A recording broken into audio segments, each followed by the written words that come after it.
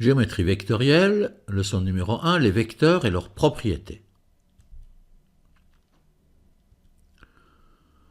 Dans ce petit module, je vais vous expliquer ce qu'est un vecteur, quelles sont ses propriétés principaux, et puis on verra dans d'autres modules à quoi ils servent et comment on peut les utiliser. Alors, voilà un repère orthonormé sur votre écran. Voici un point A et un point B. Si vous avez suivi les cours de géométrie analytique, vous savez que A et B déterminent un segment de droite dont on peut calculer la grandeur et d'autres choses avec. Mais si on part de A pour aller à B, on a parcouru une certaine distance, la distance AB. Mais en plus, on a parcouru une distance dans une certaine direction, c'est la direction de AB, ça détermine la route sur laquelle on est avancé. Et puis on est allé de A à B, et pas inverse, on n'est pas allé de B à A. Donc il y a le sens de notre déplacement aussi qui est important.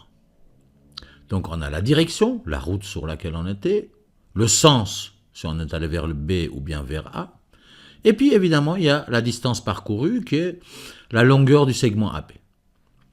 Donc vous voyez que parfois la longueur d'un segment ne suffit pas pour déterminer clairement la grandeur que ou disons le concept qu'on cherche. Si on parle d'un déplacement par exemple de A à B, ce qui nous importe, c'est de savoir la distance parcourue, bien sûr, mais aussi d'où on est allé, où on est arrivé et dans quel sens le déplacement s'est fait. Eh bien, les vecteurs sont là pour ce type de concept. Le vecteur AB, c'est au fait la flèche que vous voyez sur votre écran. Il a une direction, la direction AB, il a un sens de A vers B, et il a une longueur qui est la longueur AB. Jusque-là, dans la géométrie analytique, si vous avez suivi mes cours, on ne parlait que de la longueur AB. Ben voilà deux autres propriétés qui sont les propriétés de ce vecteur. Donc un vecteur a, en gros, trois propriétés. Il a une direction, un sens et une longueur. Maintenant, faisons le lien avec la géométrie analytique. Le point A, c'est un point qui a un coordonné. Ici, dans notre exemple, c'est le point 1, 2. Le point B, c'est aussi un point qui a comme coordonnées 5 et 5. Et par exemple, en partant de ces grandeurs, on peut déterminer la longueur de notre vecteur en utilisant la formule qui est un dérivé de Pythagore qui permet de calculer la distance entre A et B, entre deux points, ou la longueur d'un segment de droite.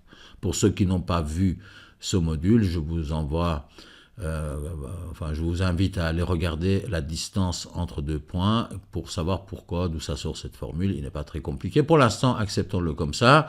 Donc, la longueur du segment AB, c'est le x de B moins x de A, 5 moins 1 au carré, plus y de B moins y de A au carré, 5 moins 2 au carré. Ce qui nous donne racine carrée de 4 au carré plus 3 au carré, ça veut dire racine carrée de 25, donc la distance AB est égale à 5. Donc vous voyez qu'en partant de ce qu'on a appris en géométrie analytique, on peut trouver un certain nombre d'éléments qui nous servent aussi dans le domaine des vecteurs. Maintenant, un vecteur, il faut bien le comprendre, et on peut aussi le déterminer directement. Voilà, on prend la flèche, on oublie le point A et B, on va appeler ce vecteur le vecteur V. On met toujours un petit flèche sur le nom des vecteurs pour bien indiquer que c'est des vecteurs, que ce n'est pas des droites, ce n'est pas des points, etc.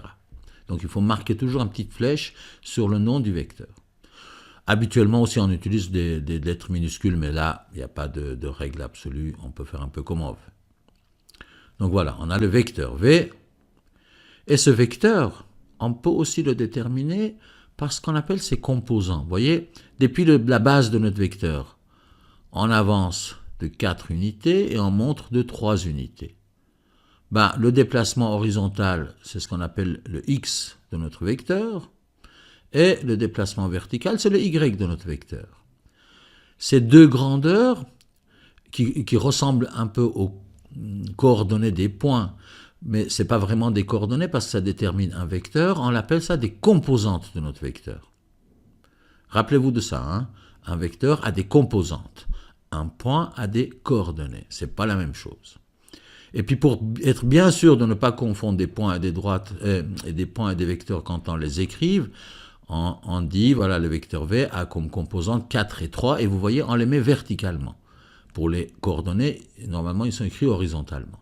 Donc vous voyez, quand vous voyez ça, il y a un V avec une petite flèche, donc ça dit bien que c'est un vecteur, et on voit que ces composantes sont 4 et 3. Ça veut dire qu'avec ces deux grandeurs, on peut dessiner un vecteur sans problème. La grandeur du vecteur, en géométrie vectorielle, on appelle ça la norme de notre vecteur. La norme d'un vecteur, ça veut dire sa grandeur. Et si vous regardez notre vecteur avec son x et son y, ça détermine un triangle rectangle.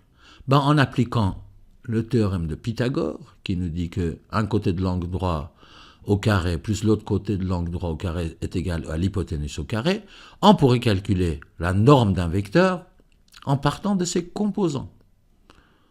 Alors, en termes d'écriture, la norme d'un vecteur, pour dire la norme d'un vecteur, on écrit le vecteur V avec des petites flèches dessus, puis on met 2 barres de chaque côté.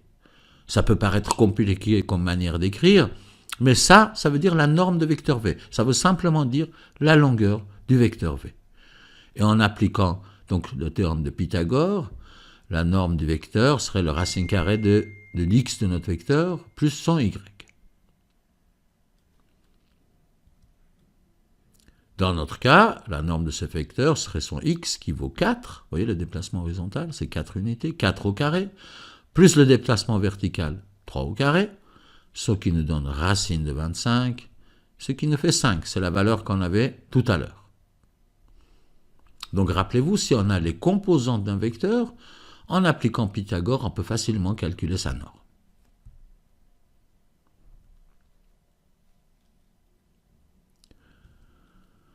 Maintenant, on revient en arrière. Tout à l'heure, on a défini un vecteur en prenant 2 points, en disant le vecteur AB va de A à B. Et vous voyez comment on écrit un vecteur qui est déterminé par 2 points. On met AB et puis on met les flèches sur AB. Ça, c'est un vecteur qui part de A et il arrive à B. On pourrait aussi avoir un vecteur qui part de B et qui arrive à A. Ce serait le vecteur BA. Ce n'est pas la même chose.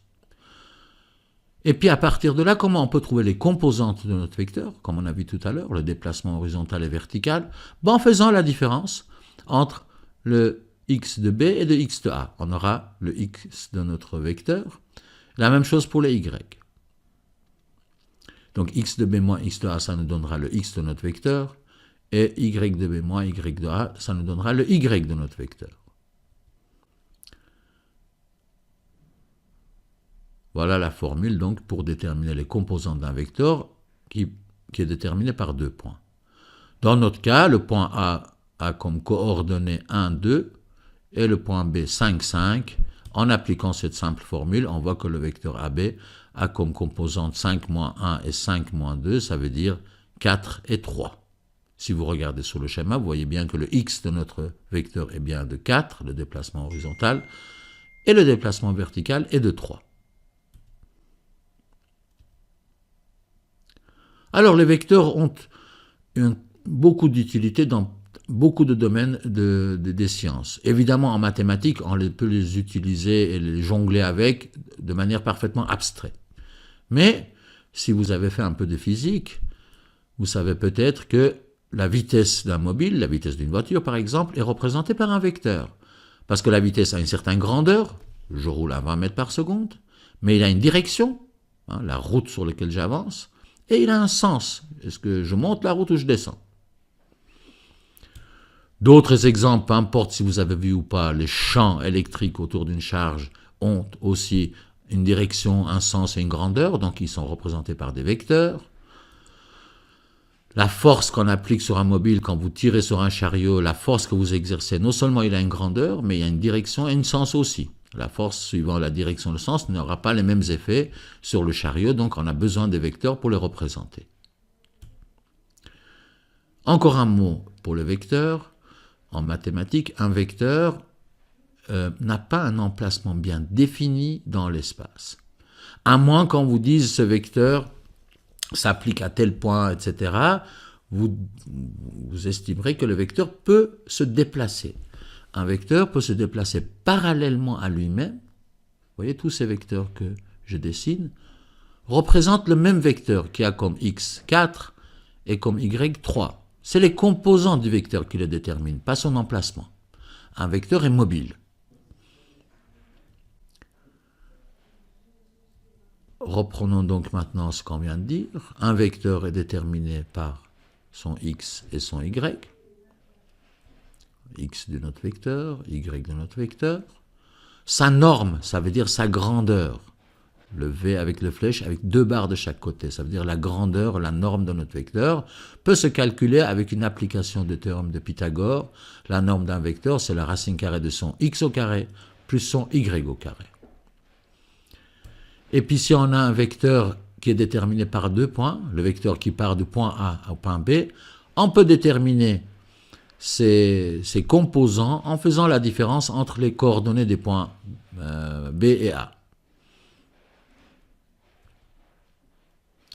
Voilà en résumé les bases pour savoir ce que c'est qu'un vecteur. Les vidéos suivantes vont nous amener un peu plus loin dans l'utilisation, les calculs, les opérations qu'on peut faire avec des vecteurs.